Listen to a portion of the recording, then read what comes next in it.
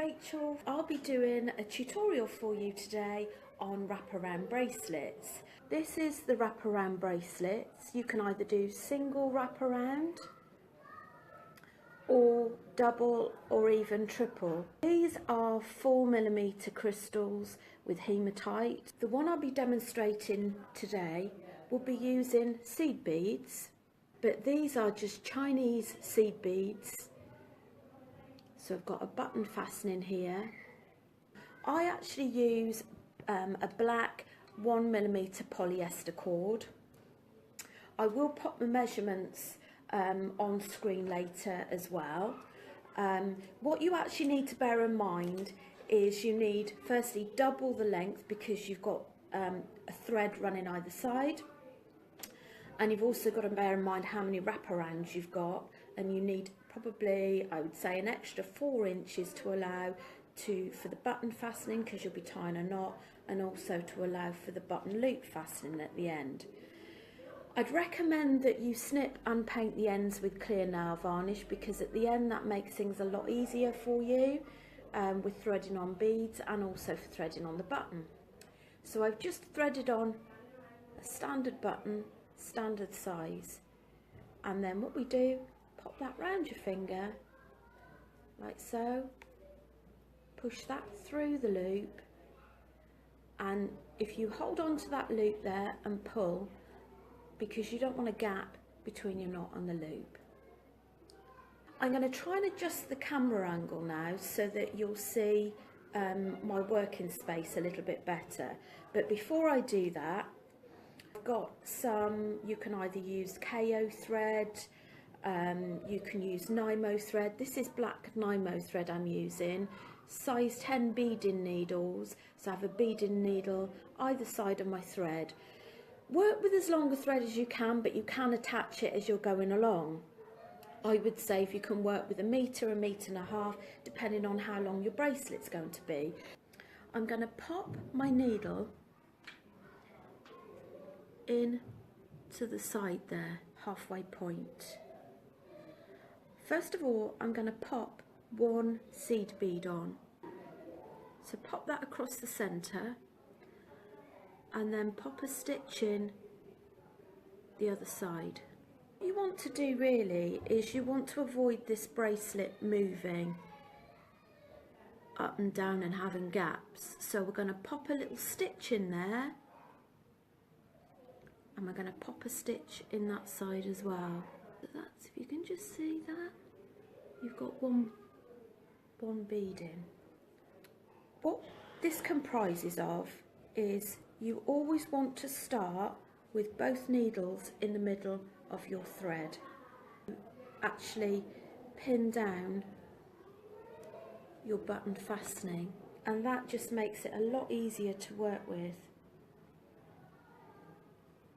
Pop on your 2 seed beads, and what you're going to do is you're going to cross the other needle across the other side and pull.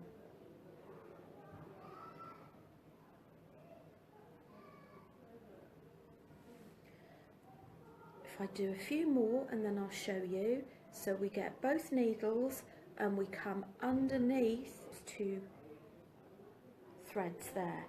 Now what you could also do is have a bit of sellotape on the table that you're working on, and it just helps to secure it. So pop another 2 seed beads on, and then cross over with the other needle. So effectively your threads are going in opposite directions. Put both needles underneath and into the middle. Add on another 2 seed beads. Now it's quite time consuming with seed beads, a little bit quicker with the 4mm. If you find that you've got really uneven seed beads, you might want to repeat that process for each line of beads, so you wrap and cross over twice instead of once. So I've got my 1 seed bead at the top, and that way it stops it from ruffling up, and then we've got rows of 2 seed beads. So when I'm saying bring your threads to the middle, These threads here, you always start by those being in the middle. So you'd thread your beads on one of the threads and cross over. So you repeat that until you've got it for the length of the bracelet, but giving enough space for your buttonhole fastening. So this is the finished one that I've done, and I'm going to switch to one that I've almost finished to show you the completed end result, just to demonstrate to you the fact that you can use different types of beads. So these are the tile beads. They've got 2 holes either side, so I thought I'd demonstrate that for you so that you've got a different technique again, and also showing you how to finish off. Work in the middle of your thread, go through one of the holes, and then cross the other one going in the opposite direction and pull, and you bring both through the middle, and then you're going to push your needles crossed over through the bottom hole like so. So I don't know if you can see, but the stitching down the side, and if it doesn't anchor well, then just do 2 stitches for each move rather than 1. For the brick one, I've worked 2 seed beads at the end, followed by a row of 1. So the same technique. I finish that off. I would sew in to the side, push a stitch into that, tie a knot. So before you pull the next one, just pull a knot. Repeat the same the other side. So what you've done is we've popped a stitch and a couple of knots either side, and now we're going to do an overhand knot.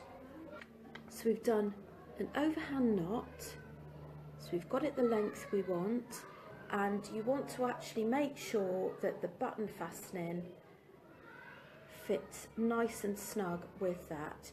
If you're doing it for present, what you could do is you could do a couple of buttonhole loops so that it fits a couple of different size wrists. You've got the check tile beads, you've got the button fastening, and I always think it's quite nice to pop something on the end there. Thread your bead on there, and then you tie a knot underneath the bead and paint the knot with nail varnish.